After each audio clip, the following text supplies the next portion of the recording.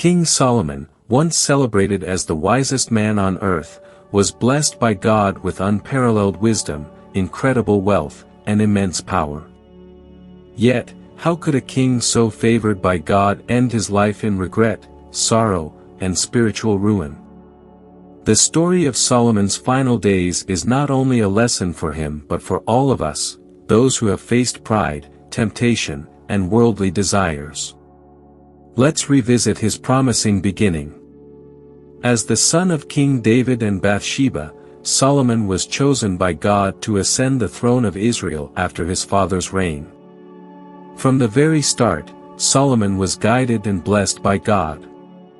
One night, God appeared to him in a dream at Gibeon and said, "Ask for whatever you want me to give you."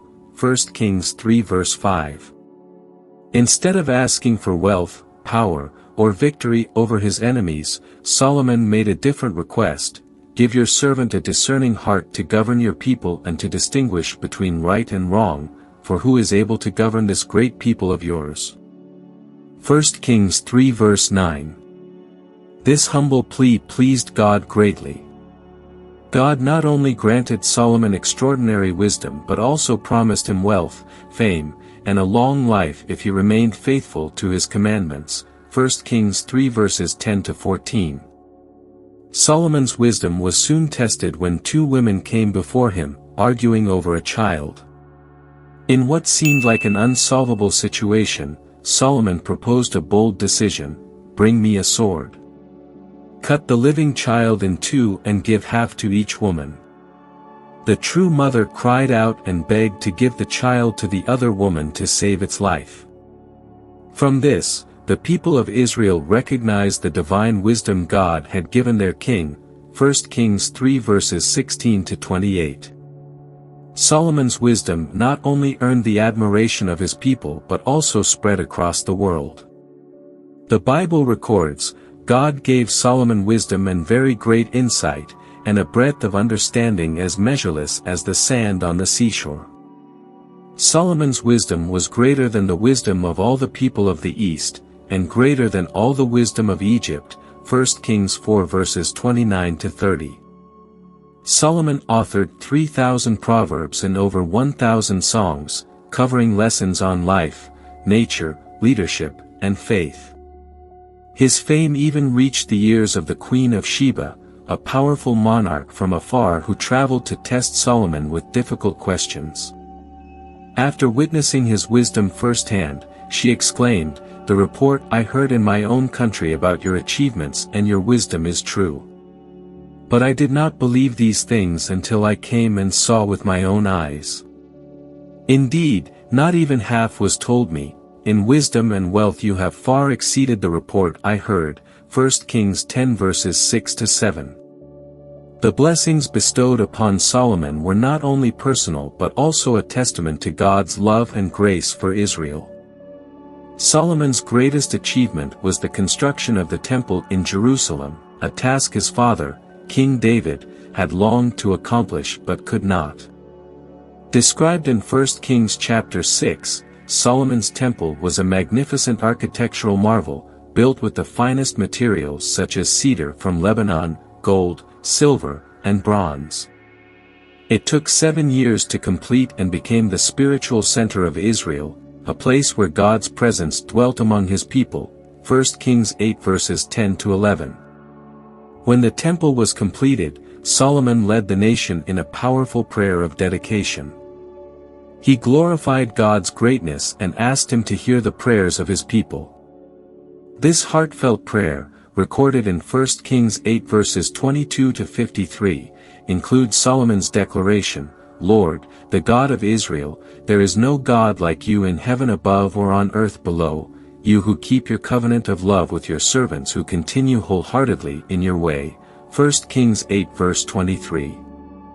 If you're new here, don't forget to subscribe and click the notification bell to stay updated with our latest videos. Under Solomon's reign, Israel reached an unparalleled peak of wealth, power, and influence. The nation became a hub of trade, attracting merchants, scholars, and rulers from across the ancient world. As recorded in 1 Kings 10 verses 23 to 24, King Solomon was greater in riches and wisdom than all the other kings of the earth. The whole world sought audience with Solomon to hear the wisdom God had put in his heart. Solomon's wealth was immeasurable. He controlled key trade routes between Egypt and Mesopotamia, bringing in gold, silver, ivory, monkeys, and peacocks from distant lands. 1 Kings 10 verse 22. His annual income included 666 talents of gold, over 25 tons each year. 1 Kings 10 verse 14. His throne, made of ivory and overlaid with gold, stood as a unique symbol of unmatched power, described in 1 Kings 10 verses 18 to 20. During his reign, silver was deemed as worthless due to the abundance of gold. 1 Kings 10 verse 21. However, with immense wealth and power came overwhelming temptation.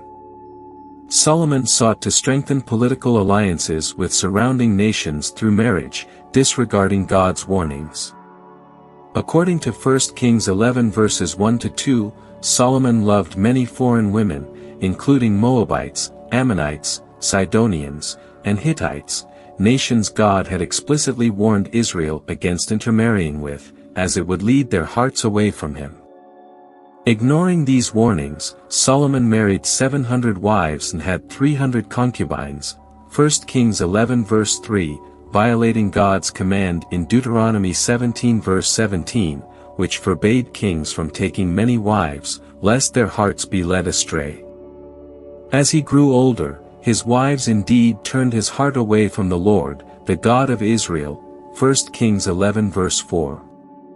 Solomon began constructing high places, elevated altars, to worship foreign gods like Astray, the goddess of the Sidonians associated with fertility and sensuality. These acts directly opposed the holiness of God and led to severe consequences for both Solomon and Israel. His descent into idolatry wasn't just a moral failing but a defiance of God's explicit commands. He even built altars for Chemosh, the god of the Moabites, and Molech, the god of the Ammonites, gods whose worship involved detestable practices such as child sacrifice. 1 Kings 11 verses 7 to 8. These actions weren't cultural tolerance but flagrant disobedience to God's laws.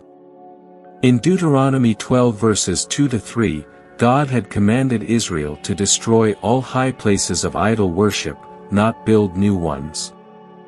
The tragic irony of Solomon's story lies in the very wisdom he had asked for to discern between good and evil. That wisdom became overshadowed by his moral compromises. He fell into the idolatry God had warned Israel against since the time of Moses. Do not intermarry with them, because they will turn your hearts to follow their gods. Deuteronomy 7 verses 3 to 4.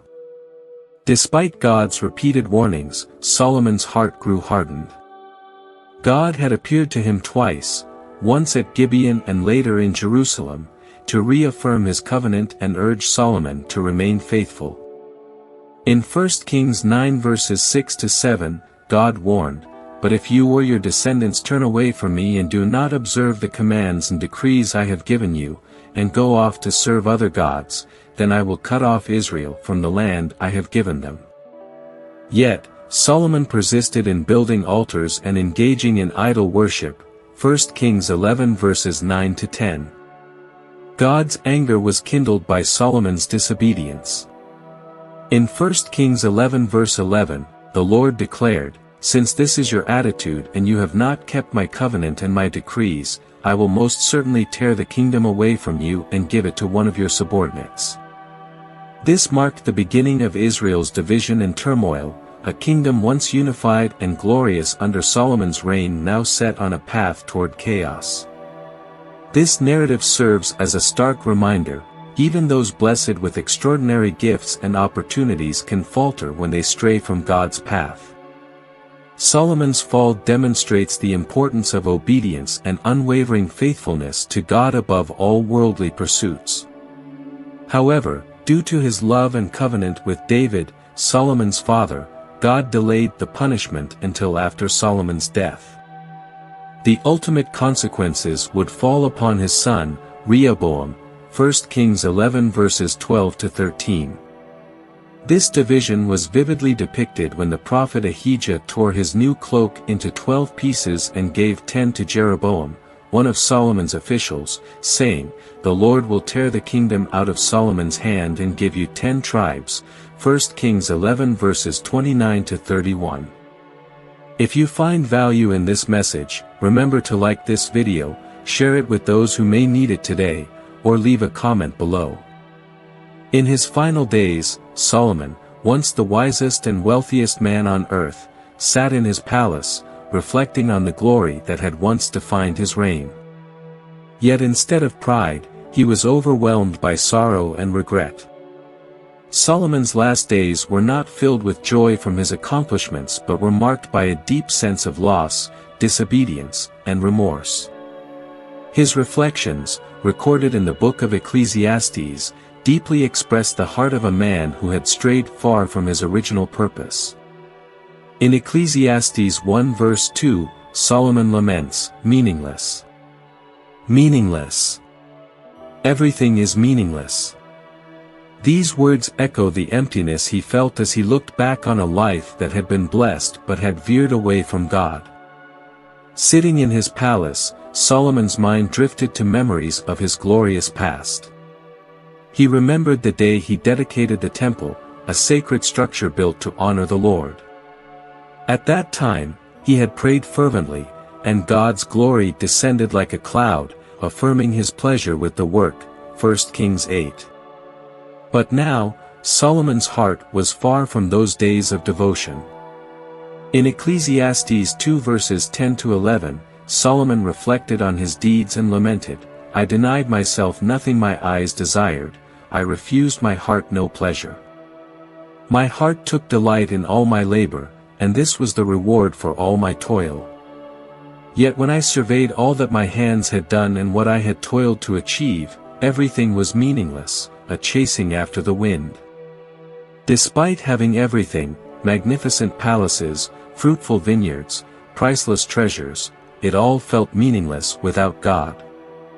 Throughout his life, Solomon pursued every earthly pleasure, but in the end, he realized these pursuits could never replace a relationship with God. In Ecclesiastes 5 verse 10, he wrote, "Whoever loves money never has enough, whoever loves wealth is never satisfied with their income." Tragically, this wisdom only came after years of compromise and disobedience had distanced him from the Lord. In his youth, Solomon had a close relationship with God. He built the temple as a symbol of God's presence among his people. Yet his foreign marriages and compromises with idolatry gradually drew him away from his first love, the God of his youth. He once advised, "Trust in the Lord with all your heart and lean not on your own understanding, in all your ways submit to him, and he will make your paths straight." Proverbs 3 verses 5 to 6. However, Solomon failed to follow his own wisdom, veering off course in pursuit of worldly desires. In Ecclesiastes 12 verse 13, Solomon left one final piece of advice that encapsulated what he had learned. "Now all has been heard. Here is the conclusion of the matter: fear God and keep his commandments, for this is the duty of all mankind." This was a lesson Solomon realized too late, that obedience to God is the only true path to fulfillment. Solomon's final day was not a celebration of triumph but a painful reminder of the fleeting nature of earthly pursuits. Despite being blessed with extraordinary wisdom, wealth, and power, he lost it all because he failed to remain faithful to God.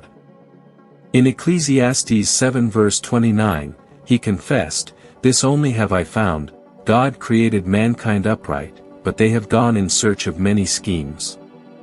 Solomon's story is a sobering reminder that the blessings of life are meaningless without devotion to God. It is not how you start but how you finish that truly matters. Let us take heed of his wisdom and keep our hearts steadfast in God, for that is where true purpose and fulfillment lie. The story of Solomon serves as a sobering reminder for all of us. No matter how well you begin, what truly matters is how you finish. Do not let temptations and the pursuit of worldly desires pull you away from God's path. Remember Solomon's final words, "Fear God and keep His commandments." This is the path to true life and meaning. May we all remain faithful to God until the very end. Reflecting on Solomon's life leaves me with a mix of sorrow and awakening. Solomon, a man who achieved everything humanity desires, wisdom, wealth, and power, ended his life in regret and spiritual ruin. This reminds us that no matter how talented or successful we are, a heart that drifts away from God will never find true peace or purpose. From Solomon's life, I've learned that the true value of life doesn't lie in what we possess or accomplish but in the relationship we maintain with God. It is in Him that we find lasting fulfillment, not in riches, fame, or fleeting pleasures. Take a moment to reflect. Today, take a moment to reflect on your own life.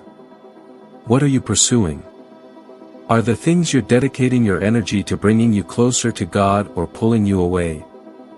Remember, like Solomon, each of us has the opportunity to return to God and find peace and purpose in Him. Start today with these steps. Pray sincerely, offer God your worries, ambitions, and burdens. Ask Him to guide you on the right path. Study the Bible. God's Word is an endless source of wisdom. Read and apply its lessons to your daily life. Live faithfully, place God at the center of all your decisions and actions. Even when the journey is tough, remember that obedience to God always brings lasting blessings. Let Solomon's story be more than just a historical lesson. Let it inspire you to live fully, glorify God, and find true purpose in Him. If this story resonated with you, share it with those around you.